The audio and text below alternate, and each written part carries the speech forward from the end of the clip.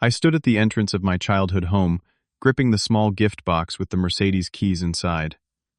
My heart raced as laughter echoed from the backyard, where Amanda's graduation party was in full swing.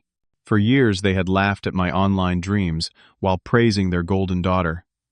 Today everything would change. After all, I had not just proven them wrong, I had succeeded beyond anything they could have imagined. The mockery, the doubt, the painful family dinners, where my business was the punchline of every joke, it all led to this moment. Before I continue this story, let me know where you are watching from. Hit that like and subscribe button if you have ever had someone doubt your dreams. I grew up in a traditional American household in the suburbs of Boston. Our two-story colonial home with the white picket fence was the perfect setting for the picture-perfect family my parents tried to project. My father, Jack, was a successful insurance broker who inherited his father's agency, while my mother, Diane, taught literature at the local high school. They had very clear expectations. Get good grades, attend a prestigious university, secure a stable career with benefits, and make them proud. From an early age, it was clear that Amanda fulfilled that vision perfectly. 4 years younger than me, she seemed to effortlessly excel at everything academic. Her room was decorated with spelling bee trophies, science fair ribbons, and eventually acceptance letters from elite universities. She was their pride and joy, their golden girl. I, on the other hand, was a different story. While I maintained decent grades, I was never exceptional in the traditional sense. What fascinated me was technology and the emerging world of online business. I received my first computer when I was 12, a hand-me-down from my Uncle Peter. While other kids were playing outside, I was exploring the early internet, fascinated by how websites worked and how people were beginning to sell products online. By high school, I was building basic websites for local businesses, earning small amounts of pocket money. My parents viewed this as a harmless hobby, assuming I would eventually grow out of it and focus on something more substantial. They would pat me on the head when I excitedly showed them a new website I had built before quickly changing the subject to Amanda's latest academic achievement. I enrolled at Penn State mostly to appease my parents. They had hoped for Harvard or Yale, but settled for Penn State when my grades proved insufficient for Ivy League admissions. I chose business as my major, trying to find a compromise between their expectations and my interests. It was during my freshman year that I discovered my true calling. A guest lecturer from a successful e-commerce platform spoke about the future of online business, and something clicked. I stayed after class, bombarding him with questions, and left with a burning desire to create something of my own. For the next few months, I obsessively researched online marketplaces, digital marketing, and user experience design. 3 months into my sophomore year, I made the decision that would fracture my family relationship. I decided to drop out and pursue my business idea full-time. I still remember the day I told my parents over Thanksgiving break. We were sitting in the living room, the smell of turkey and pumpkin pie filling the house. "I have something to tell you," I said, my voice shaking slightly. "I am dropping out of college to start my own online business." The silence that followed was deafening. Then my father exploded. "You," what he shouted, his face turning crimson. "We did not raise you to be a quitter. Do you have any idea how much money we have already spent on your education?" My mother was quieter, but no less devastating. "Domingo, please think about what you are doing. You are throwing away your future for some internet fantasy." Amanda sat in the corner watching with a smug expression that seemed to say, "I would never disappoint them like this." The argument escalated with my father calling me irresponsible, naive, and foolish. My mother cried, wondering aloud where they had gone wrong in raising me. The final blow came when my father declared, "No son of mine is going to be a college dropout chasing pipe dreams on the internet. Either you stay in school, or you are on your own." I chose freedom. The next morning, I packed my belongings into my old Honda Civic, withdrew the $4,000 I had saved from my bank account, and drove to Philadelphia with nothing but my laptop and a determination to prove them wrong. My relationship with my family was strained, but not completely broken in those early months. I would receive occasional calls from my mother checking if I was eating properly or if I had come to my senses yet. Each conversation inevitably turned to Amanda and her perfect GPA or impressive internship prospects. Holiday gatherings became exercises in endurance. During Christmas dinner that first year, my Uncle Frank asked about my internet thing with air quotes and barely concealed derision. My father jumped in before I could answer. "Oh, Domingo is still going through his phase," he said dismissively. Meanwhile, Amanda just got accepted into the honors program and is already being courted by the pre-law society. The worst was Thanksgiving of the following year. I had been working on my first marketplace platform for independent artists for almost 10 months with little financial success. The family dinner conversation turned to careers with various relatives sharing their children's accomplishments. "And what about you?" Domingo asked my grandmother innocently.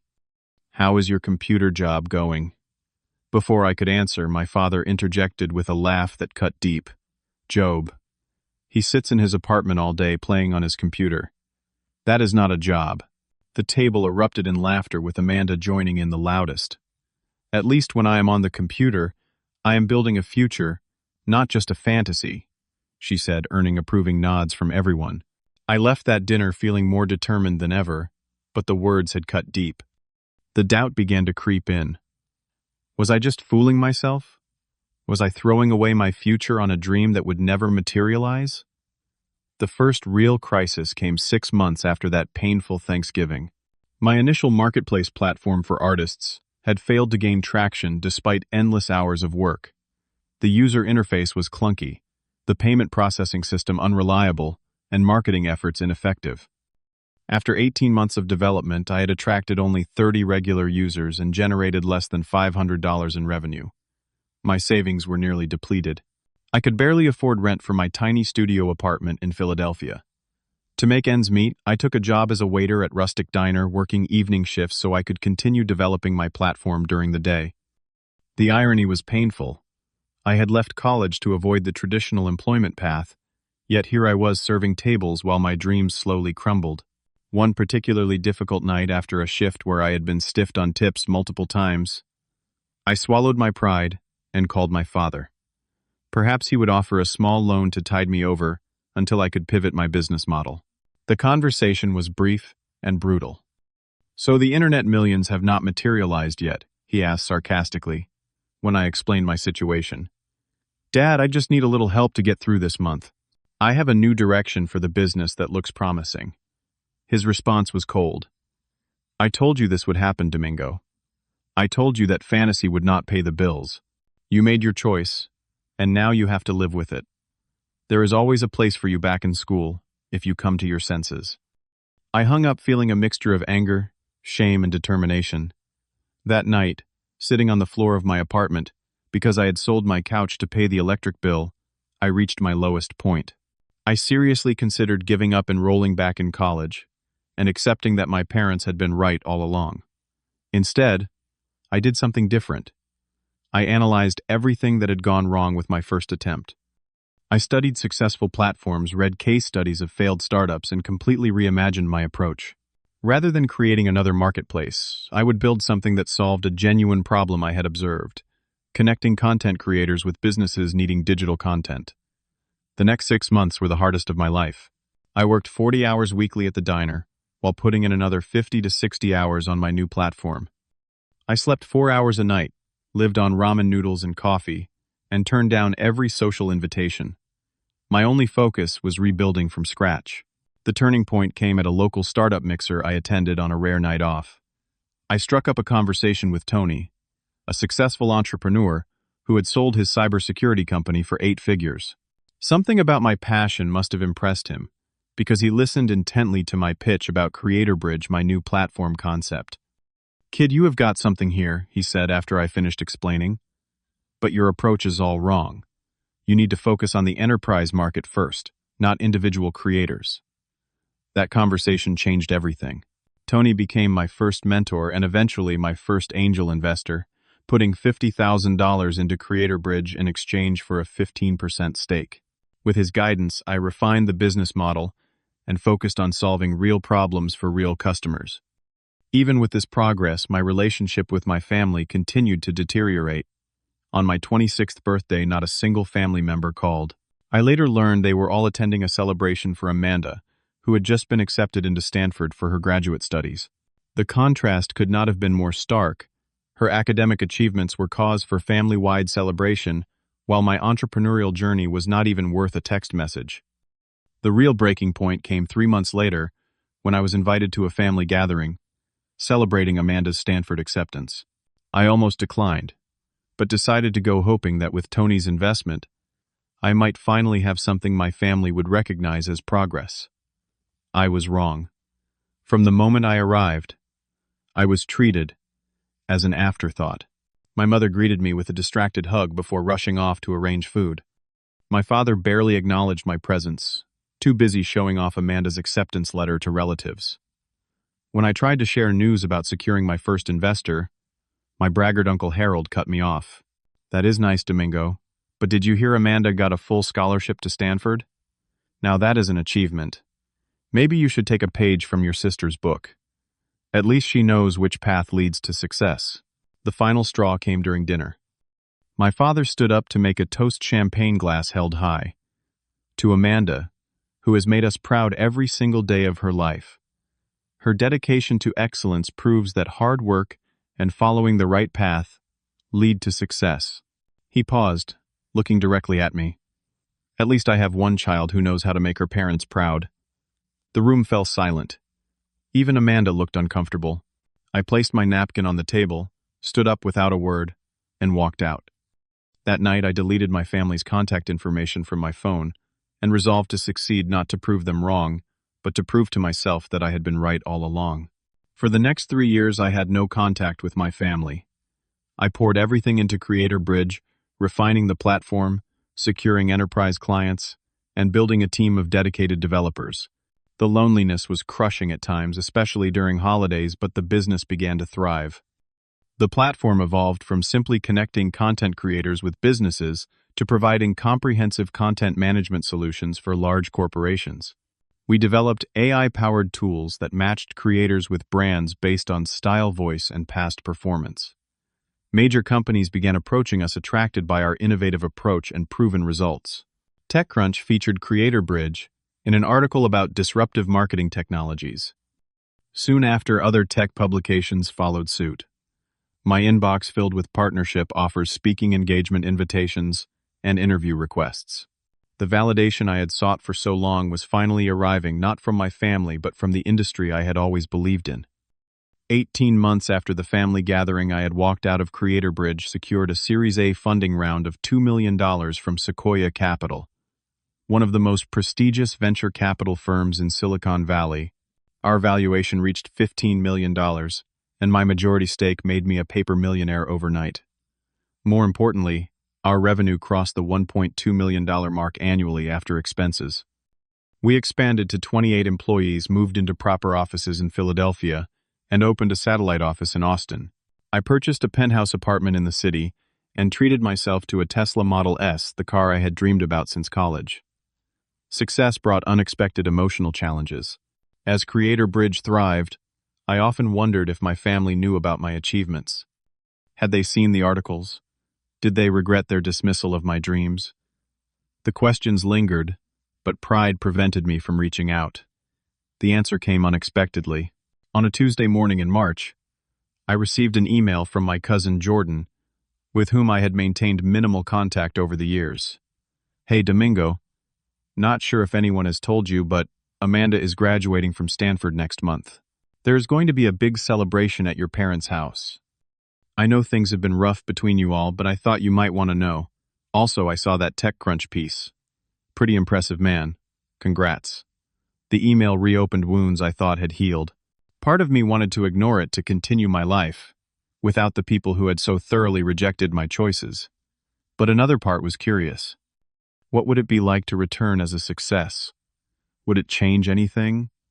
My decision was cemented when I accidentally discovered through LinkedIn that my father's insurance business was struggling. The economic downturn had hit the industry hard, and smaller agencies like his were being squeezed out by larger corporations. Based on public records, I found the company had laid off half its staff and was facing possible bankruptcy. I decided to attend Amanda's graduation celebration. Not to gloat or seek revenge, but perhaps to finally close this chapter of my life. I purchased a brand new Mercedes C-Class as a graduation gift for Amanda, a gesture that was partly generous and partly a statement. On the day of the party, I drove my Tesla to the suburbs of Boston, the Mercedes, following behind with a delivery driver I had hired. Parking in front of the familiar colonial house felt surreal. Nothing had changed physically yet. Everything was different. Walking through the front door without knocking felt both natural and completely foreign. The house was filled with guests, many of whom I recognized from childhood. Conversations halted as people noticed me. Some looked away awkwardly, others stared openly with curiosity. My mother saw me first. She froze a tray of appetizers in her hands, her eyes widening in disbelief. "Domingo," she whispered, as though seeing a ghost. My father turned from his conversation, his expression shifting from shock to wariness. "You came," he said simply, neither welcoming nor rejecting. Amanda emerged from the kitchen resplendent in a blue dress that matched her Stanford colors. Her smile faltered when she saw me, replaced by a complex mix of emotions I could not quite read. "I did not think you would come," she said coolly. The next hour was an exercise in awkward small talk and careful navigation of old wounds. My parents introduced me to new neighbors and Amanda's friends without mentioning my career or achievements, simply saying, "This is our son Domingo." I observed Amanda holding court, accepting congratulations, and discussing her upcoming position as an analyst at Goldman Sachs, with a starting salary of $80,000 annually. She occasionally glanced my way, especially after someone commented on the fancy Tesla parked outside, wondering who it belonged to. The pivotal moment came during dinner. Amanda stood to thank everyone for celebrating her achievement. She spoke eloquently about her journey through Stanford, the prestigious internship she had secured, and her bright future at Goldman Sachs. Her voice carried a note of triumph when she concluded, "I am proof that following the traditional path of excellence pays off." My father raised his glass in a toast, looking pointedly in my direction. The challenge in his eyes was unmistakable, a silent reaffirmation that her path had been right and mine wrong. I had not planned to speak, but suddenly found myself on my feet. The room fell silent. 3 years of absence gave my presence an unexpected weight. "I would like to say something too." I began, my voice steadier than I felt. "First, congratulations, Amanda. Your achievements deserve celebration." I paused, looking around at the faces that had once dismissed my dreams. "Many of you know I chose a different path. What you might not know is where that path has led." Without bragging, I briefly explained Creator Bridge's mission and growth. I mentioned the recent funding round without specifying amounts, and our expanding team across multiple cities. The point is not to compare successes, I continued, but to highlight that different paths can lead to fulfillment. The traditional route works wonderfully for some like Amanda. Other routes, though, less conventional, can work too. I reached into my pocket and pulled out the small gift box containing the Mercedes keys. Walking over to Amanda, I handed it to her. "This is for you. A graduation gift." She opened it, confused by the car key with the Mercedes logo. "Is this?" "Yes," I confirmed. "It is parked behind my Tesla. I thought you might need reliable transportation for your new job." The room went completely silent. My sister, usually composed and articulate, was speechless. My father stared at me, then at the key in Amanda's hand, mental calculations visibly running behind his eyes. "Your brother," my mother finally said to Amanda, her voice quavering, "has done very well with his internet business. It generated $1.2 million last year." The silence that followed was deafening. Amanda looked at me with new eyes, reassessing everything she had assumed about her wayward brother. My father cleared his throat, but found no words. In that moment of stunned silence, I felt no triumph, no vindication, only the sad recognition of how thoroughly my family had underestimated both me and the changing world I had embraced. The party continued, but the dynamic had fundamentally shifted. Relatives who had previously ignored me suddenly found reasons to ask about my business. Former family friends requested my card for their children interested in technology careers. Amanda remained quiet, occasionally glancing between her new car keys and me with a bewildered expression. After most guests departed, my father asked me to join him in his study, the sacred space where family discussions had always taken place. He looked older than I remembered, with new lines etching his face and gray dominating his once dark hair. "Your mother tells me your company is doing very well. He began awkwardly pouring 2 glasses of scotch. It is I confirmed accepting the drink. We have grown significantly in the past year. He nodded, staring into his glass. My business is not doing so well. The industry is changing. Bigger companies are absorbing the smaller ones. Technology is disrupting everything. The irony was not lost on me. The very forces he had dismissed were now threatening his traditional business model. I was wrong about your choice. He admitted finally, the words clearly difficult for him. I thought you were being irresponsible, chasing fantasies. I did not see that you were simply ahead of the curve. That conversation marked the beginning of a slow reconciliation. Not instant forgiveness or immediate closeness, but the foundation for something new. My mother was quicker to adapt, calling regularly and making genuine efforts to understand my work. Amanda was the most complicated. Her worldview had been built on being the successful child, the one who made the right choices. My success challenged that narrative fundamentally. 2 weeks after the graduation party, she called me. I want to understand what you do, she said, without preamble. Really understand it. That conversation led to others. Eventually, she visited my offices in Philadelphia, meeting my team and seeing the platform in action. Her analytical mind, trained by years of academic rigor, quickly grasped the business model and even offered valuable insights. 6 months later, when her position at Goldman Sachs proved less fulfilling than she had hoped, we had another significant conversation. Do you think someone with my background could work in tech? She asked hesitantly. Today, Amanda heads our finance department, bringing her Stanford education and analytical skills to Creator Bridge.